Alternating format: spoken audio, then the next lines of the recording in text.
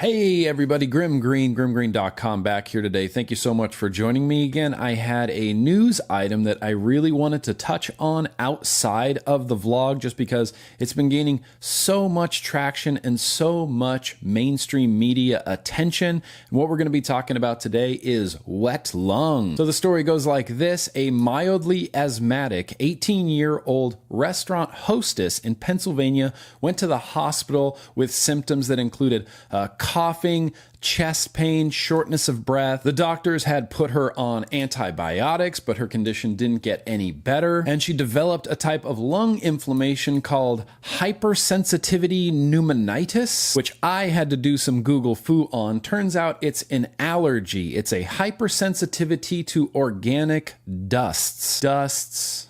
Rural Pennsylvania.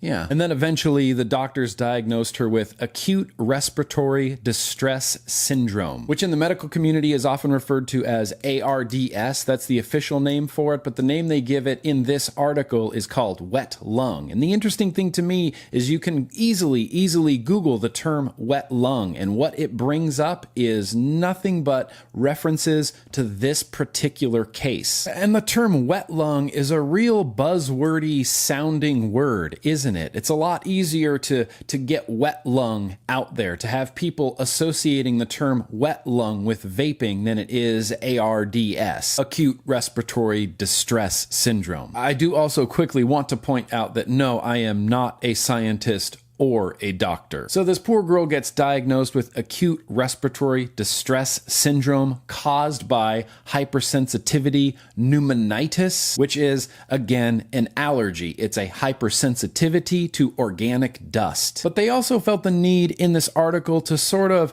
shoehorn in the fact that she had been experimenting with vaping. They say she was vaping 3 weeks prior to this incident, and the last time she had vaped was 2 or 3 days before she was admitted to the hospital. And another doctor, Dr. Len Horowitz, a pulmonary specialist at Lenox Hill Hospital in New York City, who was not directly involved with this patient at all, had to say, chemicals such as glycerin or propylene glycol have been questioned for some time as to their safety and may have played a role here. And now what I find most fascinating about that statement is propylene glycol has been used for years and years and years and years and years and years, not just as a GRAS, generally recognized as safe food additive, but also in an aerosolized form. Every concert or show or stage production that anyone has ever been to where they utilize stage fog,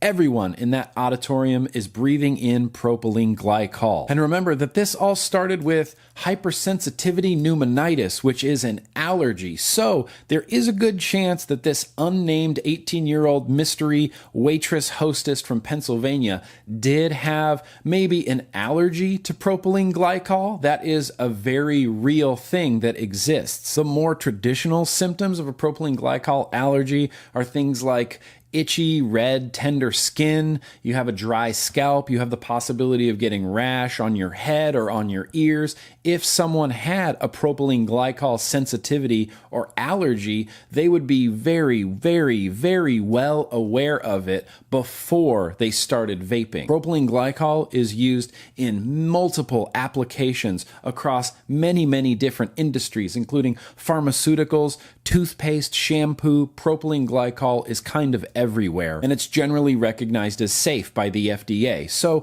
if someone had a sensitivity or even a full-on outright allergy to propylene glycol, they would know it far beforehand, before vaping. And there are a lot of vapors that I have talked to that have to use 100% VG or glycerin juice because they do have that PG sort of sensitivity. And the authors do say in this article that this is the first case of its kind of anything like this resulting from an e-cigarette use. So I have to kind of wonder, are we just going to go with Occam's razor here, where the simplest solution might be the correct one? Doctors blaming vaping for this poor girl's condition without backing up anything they're saying with any sort of evidence or research or references or links to studies or anything is just, to me, in my opinion, incredibly irresponsible and incredibly misrepresenting the truth of what's actually going on here. I don't feel like in the same breath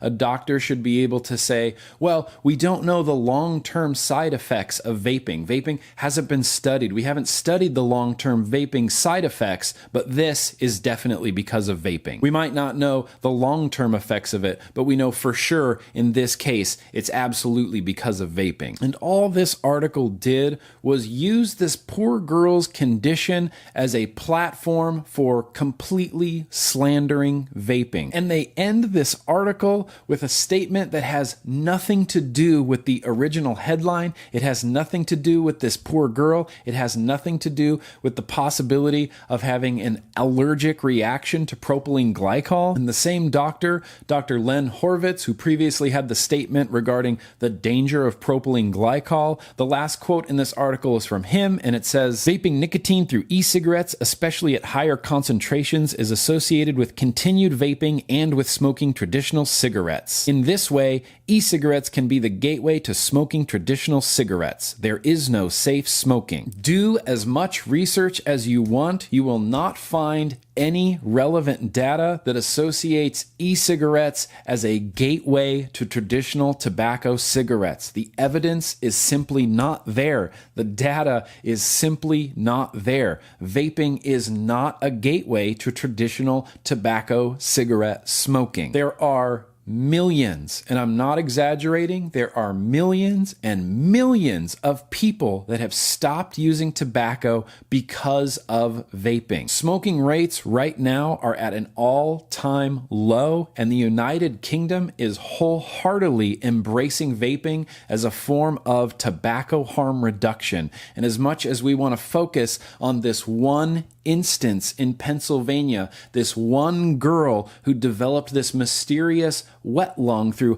hypersensitivity pneumonitis, which again is an allergy to organic dust. As much as the media wants to focus on that, let's focus on something else. Let's focus on the fact that millions of people have used vaping to stop traditional tobacco cigarettes, and that traditional tobacco cigarettes, when used properly, cause upwards of 400,000 deaths in the United States every year. 480,000 deaths because of cigarette smoke. And CNN and CBS want you to focus on this one girl who had one allergic adverse reaction to something that may or may not have even been vaping related. Vaping is going to change the world. If you're out there, please be a critical person. Don't just read a headline on an article and believe it as the Bible truth. Look into it, research it, see what these doctors are saying, see what other doctors are saying, see what the Royal College of Physicians, the largest and most respected group of doctors on earth, is saying about vapor products. And any opinions or feedback you have, I'd love to get them down in the comments below.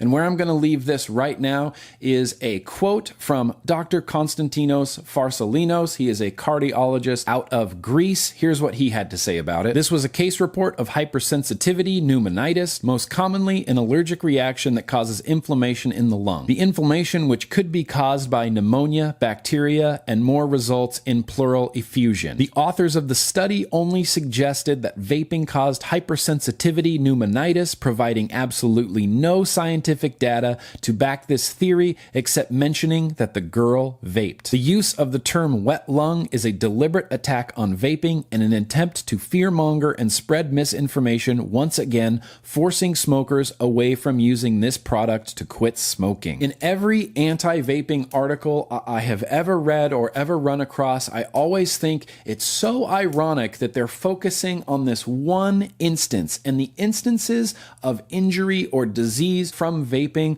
are so far and few between that they get focused on like a laser beam, the whole time ignoring the fact that cigarettes are still legal to purchase across the United States because of that nice tax money, and are responsible for over 400,000 deaths every year. We are getting attacked left and right, up and down, top to bottom, from the news media, from politicians, from state and local governments, from doctors, from all of these people that are supposed to be helping and supporting public health. And by demonizing a product that is at least 95% healthier for you than traditional tobacco cigarettes, I think they are doing a great disservice to public health, and they are keeping smokers smoking. And I'm going to leave that right there before I get too fired up and get a little bit too ranty. As always, leave any comments or opinions down in the comment section below, but that's what I got for today, everybody. Thank you so much for watching, and as always, 95% healthier for you. Let's keep on vaping.